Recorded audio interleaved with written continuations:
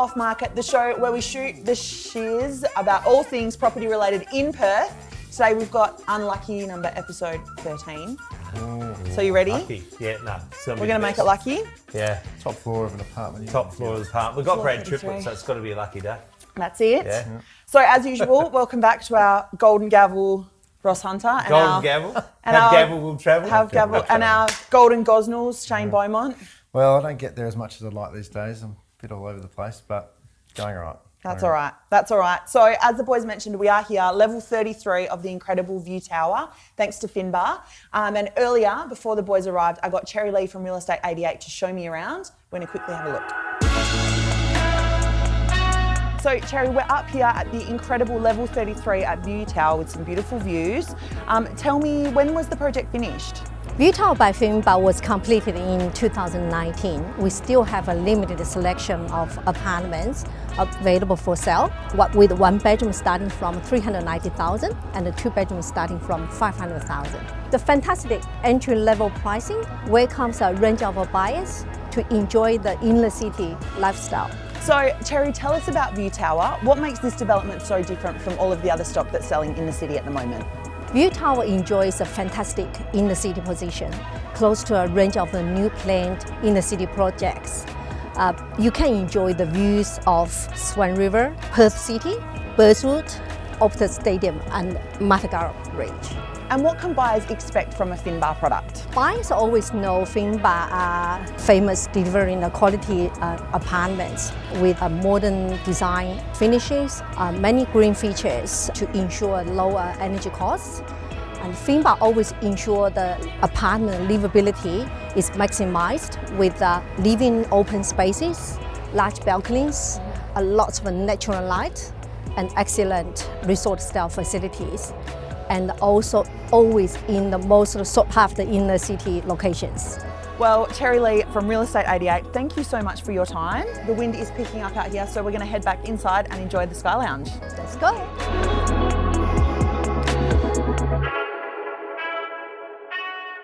Such an incredible spot right in the heart of the city. We've brought the views again, guys, for you today. It's getting better and better, isn't it? I know. There are still a couple of apartments available here, so if you do want some more information, get in touch with the team at Real Estate 88. We're straight into Under the Hammer. Just one thing, you can park on Plain Street and you have a 3-hour window to do that. 3 hours till 4:15, mate. Actually didn't say, I think it was from 8 till 6, but 3 hours. So The there is tow still trucks parking start in- to circle, you know that. Yeah, mate, they are, I could see them on the horizon. But We thought you were going to get towed, but it like wasn't vultures, to be. they just They ready are to they, go. mate. Ready to go. Round they go. Sorry. Okay, Got lucky. Jess. Anyway, Back Under to the you, Jess. Hammer, Roscoe. Yeah, Under the Hammer. Yeah, it's a really interesting space, Jess. As I mentioned the other week, you know, it's probably, it is the best auction market I've seen in all my years back in WA. And yet the auctions are a low ebb. Now, there's a couple of reasons for it. The auctions that are being booked are selling prior to and with unbelievable prices. Like, remember the other week we mentioned Julie Fairclough from Real Market in Dunsborough had that property that hit the Fin review, got a great result. Well, you know, give Julie another shout out because she's doing a great job. She had an auction booked with me for a couple of weeks down near Eagle Bay. I can't quite remember it was an unusual name. You're spewing, aren't you? Yeah, I am, mate, I am. And there's a beautiful property, absolutely magnificent, and within a week it was gone. Can I ask, for non-auction agents or for sellers who are thinking about auctioning, you've got obviously your the starting price. Yeah.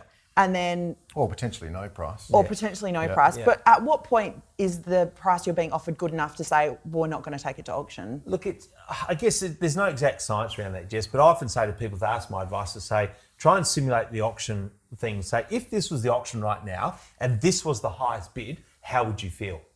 And if you feel as though this was the auction, that was the highest bid, and you go, wow, that's an amazing result, then there's your answer. But if you have to go, oh, I'm not sure, you got to think about it, then there's also your answer. So I find that's a really sort of clear-cut way to try and put yourself in that position to say whether you should or you shouldn't do it. If it's a no-brainer, you know, at the end of the day, it is what it is. But we are definitely, you know, there's a lot of pressure on the market. So there's a lot of people wanting to.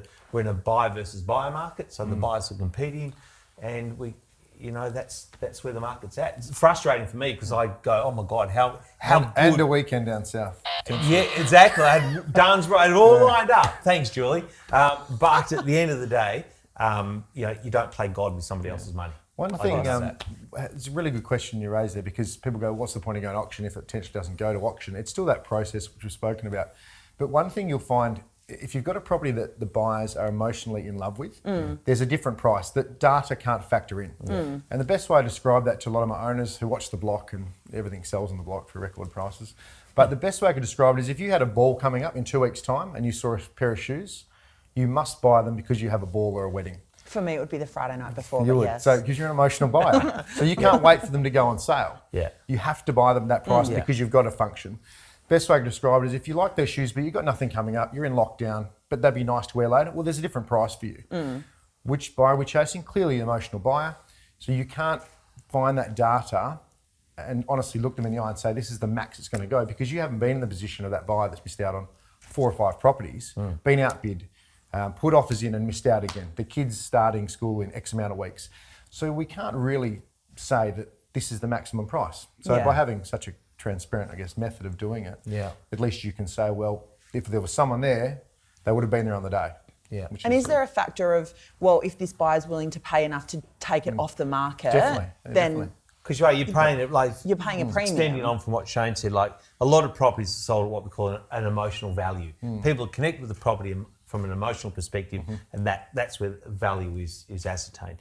When we take people through a competitive environment, we take them through a couple of other phases, which is a bit of ego. Certainly in an auction where you see a bit of ego, I win, you lose, a bit of a face-off type thing. It does happen. But then where we see a property sold for a particular price, we go, wow, that sold for that. It's because of fear of loss. Now, the auction's the perfect place to stipulate that, because we go, the property's going to be sold, first call, second call, somebody else bids, and we go from there. What Shane's saying, which is true, is that process is being simulated insofar as you've got people going, I've seen properties, I've missed out on a few, etc., and they engage with this property from an emotional point of view. However, to take the property out of the market, they're paying a premium to actually remove competition. That's what they're doing, which is a fear of loss. So it goes to that level. The two or three of the properties I sold this week both went first viewing as such, but it wasn't how long that property had been on the market. That buyer had missed out on 2 or 3, and they had the battle scars to go, well, one, every agent says they've got interest. So when you say there is other offers and you clearly present them, sometimes they still don't believe you. But to actually miss out, and then they go, look, I know now, I stuffed around, my mum told me that it's a buyer's market, clearly it's not. And they come to that, I guess, price they need to take it off the market, but sometimes they need to go through that process of loss before they realise. And I assume more and more of them will do. Definitely, at the moment, it's going to happen more and more. So, Yeah. Very quickly, under the hammer sales results, we wanted to talk about the happiness report that's come out this week from Rate My Agent, which we did cover in February when the Q1 results came out. Yeah. So we've got Q2. We're slightly happier in WA. So, yeah. The hard thing is with this, and obviously I was interviewed on this interview, when you look at how they break it down, obviously it's in shires as opposed to suburbs. But a couple of there definitely stand out. They're doing quite well. Interesting, the Mandurah one. Mandurah's obviously, the Peel region. You can really break that down to so many sections. So I guess overall, when we look back when we had our last, report and happiness. Just to tell people, it's the satisfaction level of the seller after the sale of the outcome. Not of the agent, but of the actual, figure. And I think it's fair to say when COVID hit, we thought, when ScoMo stood up and said, look, it's locked down for 6 months, people basically shut themselves. But we've bounced back really well, and I think you could even confirm, Brad, stock levels, that's the driver. Like, for the first time in a while, there hasn't been oversupply in Perth. And you can actually say to someone, look, guys, yes, that one did go for that, but this one's here and that one's gone, knowing that there might not be another one for a bit. Whereas for a while there, it was sort of, especially with apartments or villas or new developments, if you missed out on one, it sort of felt like, well, I'll just wait for the next one. But it has tightened up. Would you agree? Is that what you're saying? Yeah, we never thought apartments would drop in supply, but they certainly have. Yeah. You talk to every agent around town, and every market you're in, seems like the supply's dropped, but I think the apartment market's probably the one that has probably come last, and it's good to see the numbers drop. And I think on that, it's probably because we were expecting it to be pretty tough for some time. Over the last couple of years, some of those sites just haven't gone to ground. The construction wasn't happening. So I guess 2 years back is probably an indication of where we're at now, because they probably weren't confident where the market would be. But there is definitely across the board an undersupply. What's the general, obviously we're in a very strange time right now with COVID, but you guys have been in the market for a long time, selling real estate for a long time. What's the general period where sellers start to go, well, stock's dropping and buyers are coming into the market, and so I'm going to hold out this amount of time until prices start to rise? Is there like a, you know? I think at the moment, it is, again, I've spoken about this before, but if you took the negative equity out of the market, it would be the hottest market in Australia by far. I reckon it'd be the same conditions as what we went through in 2006, 2008, because we're back below those levels in stock. But so many people, and again, ask Brad, like you've seen that negative equity, people want to move, but they can't. Like they tried to sell today, they're like, well, I still owe more. I still owe. Take that out of the market and you've got it's a frenzy. It really is, because those new buyers coming in are all over it, but they're not hamstrung by what they've purchased before. So I think at the moment, and I've seen a lot of people say, actually got a letter drop from your company in my letterbox this morning saying that you got lowest stocks since 2014. Yeah, it's true. It is. Unfortunately, I think the selling conditions are as hot as 2014. Yeah. Unfortunately, the price isn't there. Okay, we'll get there. We'll catch up, but also just to add to that, there's also the thing too where people will want to sell, but they will also hold off in the fear they can't replace it. Or they can't find something. Where do I go? You know, if I sell, great, I'll get a premium. Where do I go? So it is a bit of a perfect storm in some ways. And rental vacancies, what did you say they are now? 1.8? 1.6. Lowest since 2008? Yeah. And we're averaging around 9, I think it was 9 calls a week from people, not before everyone thought that people were moving back. But I had a call from someone the other day who's actually an agent who's been employed as a buyer's rep. He's going to come over when lockdown's over. Fingers crossed, not far, but depending which way you look at it. And he's actually moving 5 families over here. He's been employed to get them into schools and get them basically in good areas, multicultural areas, what they've rested. So that's going to be pretty amazing. They're not expats. They're like people going, I see a bright future in WA. Yeah. Have you had much of that? I had a call last week from someone in Melbourne just asking, can I get there? Yep. So I don't know, but obviously they're thinking about it. Yeah. That could become a cottage industry. Like, how do you get me to Perth? What's the quickest, easiest way By to get boat me to at the Perth? moment. Yes, it's like the Mexican. We need the Mexican drug lords. We need them to be able to get to. But Submarine. It's like, Well, Brad was saying before. Anyway, no. No one can get in. So Go on.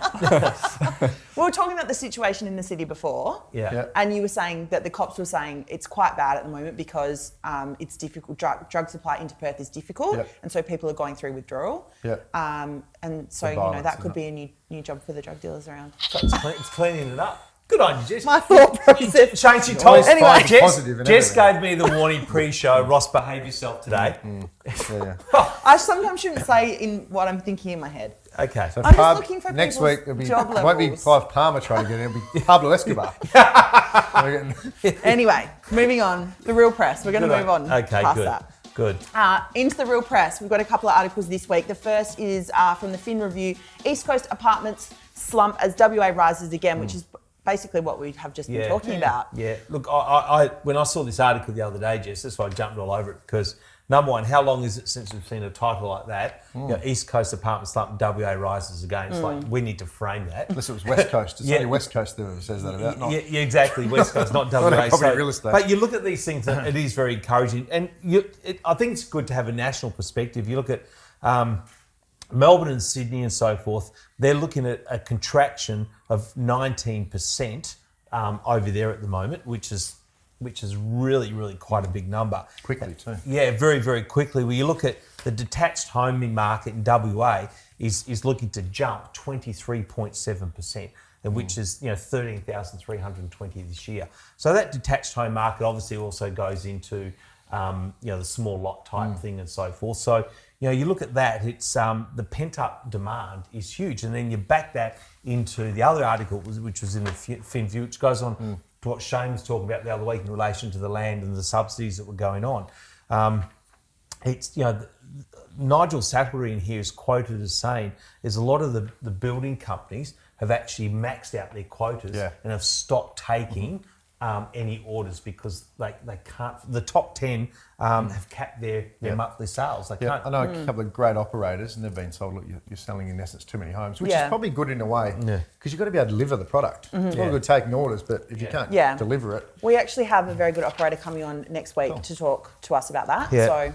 Just on that, but we're talking about that grant. If you speak to, again, those top operators, not so much the new guys coming in the industry because they're happy just to get on board, but they actually said the first grant they brought in, which was the 20 or the 25, was enough. They sort of felt like it could have been sustainable, but that extra grant almost put fuel on the fire. So I thought that was really interesting saying, because they're the ones benefiting.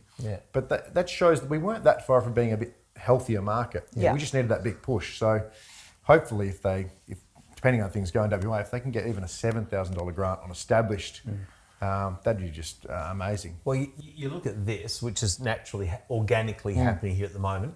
Plus, you look at what's going on with the interest from people that were saying before from eastern states to move across here.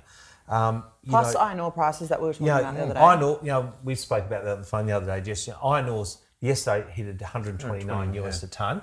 Now, put that in perspective for a lot of people. 3 months ago, it was back at $80 odd a tonne. 12 months ago, it was back at $60 a tonne. Now, for Western Australia, this is really significant. Considering production, the production costs through the downturn, they got them from about $60, $65 a tonne production down to $20 a tonne. Very lean. So the profitability of these iron ore companies is just off the charts. I was saying before, the amount of emails we've received this week from people in the eastern states just searching for rental properties to come in. The mining companies are desperate for people.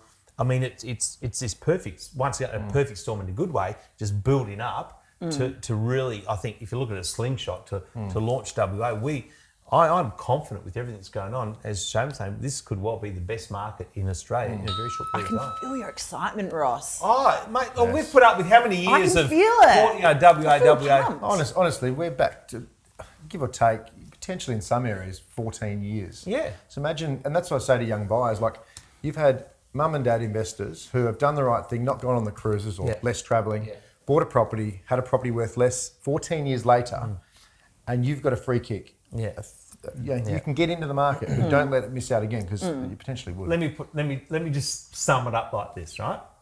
So 2 years ago, Apple became the first $1 trillion company. They're two right now. 2 years ago. So it took them 14 years on the stock market to hit $1 trillion. It's taken them 2 years to hit $2 trillion, which happened the other day. So what I'm saying is it's taken a long time for WA to build up some momentum. It's taken all these years, like 14 years and all these things to get there. Now that gap could close very quick. And I'm going for mayor. I'm officially launching. That's it. Basil, out of the way, mate. I'm doing it. I'm going there. Vote 1, Roscoe mayor. On that note, we're going to bring on our guest for our good highlight. Brad Triplett. Brad Triplett, I can see you just gagging to come on. Come down. Come on Brad. down. Sitting there by myself. I know. Mates. Now, Brad Triplett, Arena Real Estate, welcome. Thank you. We've spoken about you on this show more times than we've spoken about Shane. So finally, it's good to have you here. Inner city specialist. We're obviously here in the middle of the city, so we thought, who better to have a chat to? Tell us what's going on. We've just talked about your market. Tell us. I think we've done your job, mate. Yeah, well, just going back to what you said about the last 5 or 6 years, the city market really has been. We call it the ground zero of the downturn. Josh and I quite often joke we're the fire brigade running into buildings trying to save people from their apartments because that's what it's been like. The amount of negative conversations we've had over the last 5 or 6 years. I've only really known a bad market.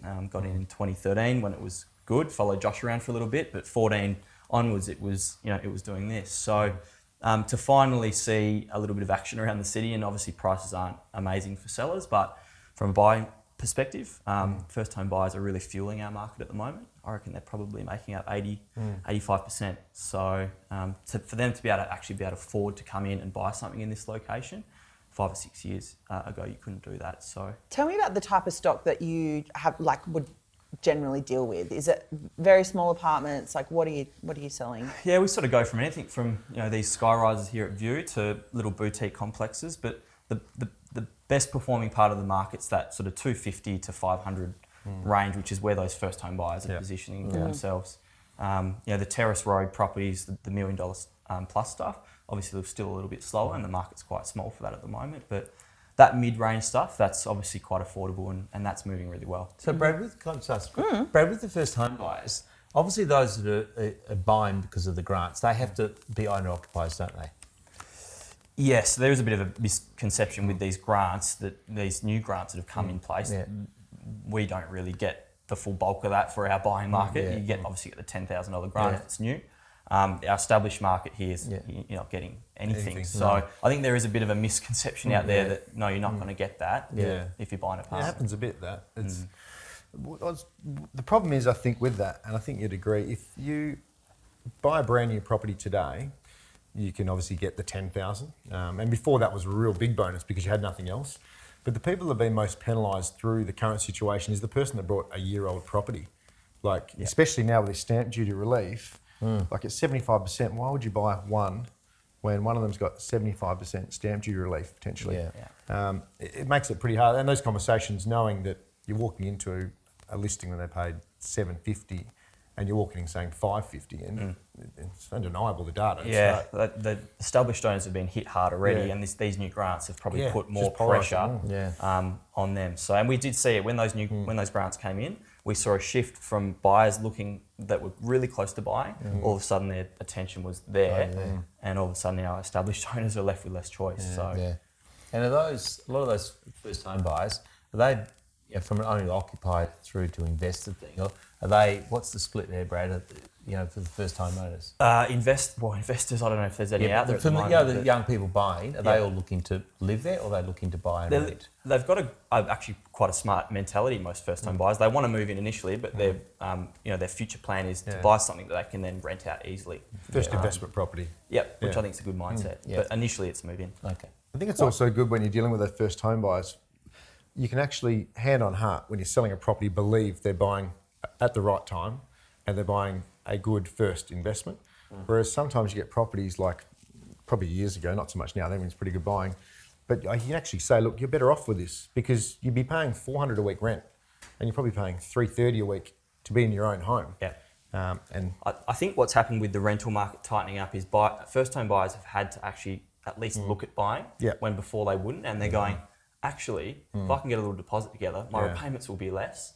So that attention shift has seen people actually realise, I can actually afford to buy. Because I guess mum and dad never kicked them out, typically never kicked them out. And then the next step is the rents kept going down. So it wasn't like they had that wake-up call, but I say that to a few people, it's almost like the slap that going, okay, hang on, I should really think about this now. It's taken some time. But. Can I ask, what's the general, this might be a huge generalisation, but your kind of age group of a first home buyer at the moment? Is it, what kind of is the average age of a first home buyer? Well, it's funny, the city market used to be a heavily investor-dominated market, and obviously through the downturn, it's shifted. A lot of the investors are cutting their losses, the ones that can, and obviously with prices being much more affordable now, the younger professional people, sort of anywhere from 21 up to 35, that younger professional demographic, they're the ones that have really come into the city and changed that demographic quite significantly. Has it helped that the city has kind of revitalised itself in the last 10 years? Because it used to be you've worked in the city, but now now there's so much to do. And leave the city now. I think apartment living in general has become more popular. And I think the City of Perth have done a great job the last couple of years. And obviously even the East Perth area we're in now, they're going through a 3-year transformation phase. Obviously Optus Stadium was part of that, the bridge. So I think the city is just a cooler place to live. We're sort of catching up to places like Melbourne and Sydney. Brad, what interests me, you've seen the young couples, professional people buying in the city, and obviously they work in the city, so that's the thing. You're seeing them sort of now saying, look, we don't need to own a car, and you seen any of that sort of trend? I think every year that goes on, life seems to get a little bit busier as well. So people are going, well, do I want the house with the backyard? Do I need the car? I'm at the office till 7 or 8 p.m. Why don't I just move closer to where I'm working and stroll home? So I think life's busier for a lot of people now. So people are realising, in my time off, I don't want to be travelling to and from work. I want to be either having dinner, or maybe going on a holiday when I can. So I think it's a time thing. That's why I think it's so important for a developer that they actually look at what's around the development. I think sometimes, probably years gone by, they've just gone, does it work on a spreadsheet? as opposed to who our likely clientele, who's going to buy this, what's their age demographic, what are they going to want. And I think that's when they slapped buildings up really quickly a few years back. They probably got guilty of just sweating the site because it was R40, and we've seen that through Belmont, maybe Rivervale, those sort of areas, Cloverdale, where they've just gone, what's the most we can put on it? And it might not be what suited the area. Yeah, and I think now buyers have got more choice. There's more choice in terms of the number of apartments available. So developers have had to get more creative with what they're actually putting in their complexes. And investors would have to think about that when they're buying as well, not just the people that are But they haven't been there. owner Like you said, occupiers. just the investors aren't there. But I think, like you said, Brad, the buyers going, well, this isn't my forever home. I've got a family, but would I be able to rent it or would I be able to sell it? Which is two things. And when I listen to 882, because I'm an old fuddy-duddy, they speak to one of the financial advisors there. And quite often he'll say to his clients, if you had your time over, would you buy it? And I think it's a really good question when you're talking about trying to quit a property. Would you do it again? And if you can say yes, well, it's obviously turned out to be a good investment. Unfortunately, again, some properties in the last few years, again, I think that's a really good example where there's too much of the same thing, no competition. Like you wouldn't go and auction a certain property unless it was the bank doing it, because they're just like, well, I'll just go that one. Yeah. You know, There's no unique selling point. Beautiful. All right, guys, thank you very much. Great combo. Was that intelligent? It Did I was. behave myself? I was impressed, yes. Very impressed. Over to you. I'm so impressed that I'm giving you the host. You give me the reins. I'm giving you the reins. It's Under the Hood with Roscoe. So Brad, we ask a lot of questions. This is where I get worried. Okay, about people, just to learn a bit more about them. But one of the questions is our biggest stuff up. But Brad, I'm just going to go off piece here for a moment. Because it did. I didn't give you permission to do that. It came out on social media the other week that you were nominated as one of the sexiest real estate agents in Australia. But Brad, we know going beyond that it wasn't that long ago when The Bachelor was scouting you to get onto The Bachelor. And I believe even last week there was another text came through, someone scouting you to be on one of the dating shows. So mate, this is quite a privileged thing. Shane and I, we're privileged to be in the presence of That's right. the sexiest real estate agent in Australia. I'm going to cop it later. So Brad, outside of all that, we say what's the biggest stuff up? Is the biggest stuff up the fact you said yes or no? Well, I'm just going to leave it there. I think the biggest stuff up for me, I was thinking about this before I came here, maybe growing up in Mandurah. To put it seriously though, you're from Mandurah. Pilsy's from Mandurah. And he doesn't have a licence.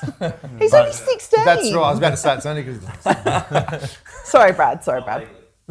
not legally. Thanks for the plug, Roscoe. I'm actually referring everything to my PR manager, Lachlan Sinclair now. So questions to him, mate. Okay. Lucky if you can let my PR company know, that'd be good. Biggest stuff up. I actually thought about this in terms of real estate. My first year in real estate, I was sort of shadowing Josh around.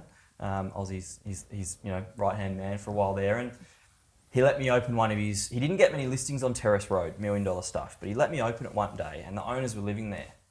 And he called me later that day and said, "Mate, did you forget to close the door of that apartment?" And I didn't just not lock the door. I left the door open with the door stopper in to this $1.2 million property, and must have obviously just left. And unfortunately, Josh, I can laugh about it now because I think I've paid him back a little bit, but he actually lost the listing because of that. So that, I would say, is probably my biggest stuff up. Sorry, Jay. Didn't happen again. I'd make sure I lock all the doors now. So a bit of a learning curve. Cool. Okay. Well, mate, that's how we learn. Mate, next question is I love this question because it's to see the personality of people. 3 things you would not leave home without. It's giving this some thought as well. I'd actually, if Mum's watching, my ring that Mum gave me for my 18th birthday, white gold ring, she gave all us boys one of these, and I'm the only one that wears theirs. So I actually do not leave anywhere without that. Even when I take it off to train and things, I'm always searching for it. So there's that. Last week we had a rock. Yeah, we did. Yeah, it's similar. Not similar, Shane Penny had a rock. Yeah. You got a ring. Excellent, mate. I think the insurance bill on that one is slightly higher than Shane's rock. Yeah. It's more insurable. My watch, I actually don't wear my watch to tell the time, but I just like the feel of it, so I go over here with that. What sort of watch you got, mate? Is it a good one? It's a tag, actually. That one's Tag? nice. Yeah. Tag, nice. Got that for myself when I turned 30. That was my 30th birthday present for myself. That's nice. And what's the other one? My sports bag. I'm a bit spontaneous with my workouts. If I get 30 minutes there, I'll just jump into the gym and jump on the treadmill or something. So Cool. Well done for having 3 that we haven't heard before. Yeah, Like that was good. That was Like good. that. I was going to say phone, sunglasses, No, wallet, but no, that's very good, mate. So, mate, I know you don't have any bad habits. Yeah, I've known you for a long time. But if you did in the deep, dark depths of Brad Triplett, what's your worst habit, It's mate? an easy one, this one. I don't know anyone's birthdays. Even my mum and dad's. I know the month, but I just forget the date. That's what Facebook's I don't think many people do. I think when they get the alert on Isn't Facebook. it? If someone's not on Facebook, I don't wish them happy birthday. Sorry. It's, know. it's not Yeah, something true. I'm proud of, but it's that's the truth. That's okay. That's okay. So we can ask us the truth. Mate, when you're not at work, you know, and you do work long hours, but when you are not at work, where would we find you? If it's the as well. If it's the morning, it's probably something to do with coffee, because I love coffee. Yeah. If it's the evening, it'll be something to do with Chardonnay, because I love Chardonnay. Oh, so that's probably somewhere there. Wine drinker. Yeah. Cool. Coffee or shardy. Easy. Okay. Good combo. Yeah, it is actually. You like shardy, don't you, mate? I do. Most of you say, mate, of all the sayings, what's something that you just go, oh, cringeworthy saying? My auctioneer just keeps saying this every single. Your auctioneer, he must be damn good. Yeah. Speak now or forever hold your peace. It's like, get something new, but when I do say that, it generally means we're close to hammer time, so I'll let it slide. See?